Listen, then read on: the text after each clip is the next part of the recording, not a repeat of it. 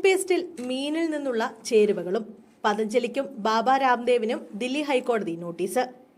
Tooth പൗഡറിൽ സസ്യേതര ചേരുവകൾ ഉൾപ്പെടുത്തിയെന്ന ഹർജിയിൽ പതഞ്ജലി ആയുർവേദയ്ക്കും ബാബ രാംദേവിനും notice അയച്ച് ദില്ലി ഹൈക്കോടതി. വെജിറ്റേറിയൻ എന്ന് രേഖപ്പെടുത്തിയ ടൂത്ത് പൗഡറിൽ സസ്യേതര ചേരുവകളുണ്ടെന്ന് ആരോപിച്ച് സമർപ്പിച്ച ഹർജിയിലാണ് നടപടി. നവംബർ 28-ന് കേസ് വീണ്ടും പരിഗണിക്കും. വിഷയത്തിൽ ദില്ലി ഹൈക്കോടതി കേന്ദ്ര സർക്കാരിന്റെ നിലപാട് വ്യക്തമാക്കാനും ആവശ്യപ്പെട്ടിട്ടുണ്ട്. വെജിറ്റേറിയൻ എന്ന വിഭാഗത്തിൽ ഉൾപ്പെടുത്തിയ ടൂത്ത് പേസ്റ്റിൽ മത്സ്യത്തിൽ നിന്നുള്ള ചേരുവകളും ഉണ്ടെന്നാണ് ആരോപണം ഉയർന്നത്.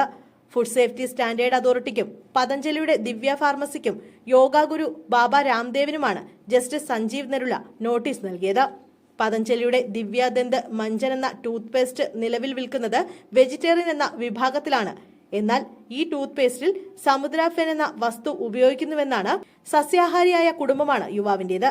യൂട്യൂബ് വീഡിയോയിൽ ടൂത്ത് പേസ്റ്റിൽ സമുദ്രാഫെൻ ഉപയോഗിക്കുന്നതായി യോഗ ഗുരു ബാബ രാംദേവ് സമ്മതിച്ചതായും പരാതിക്കാരൻ ആരോപിക്കുന്നുണ്ട്.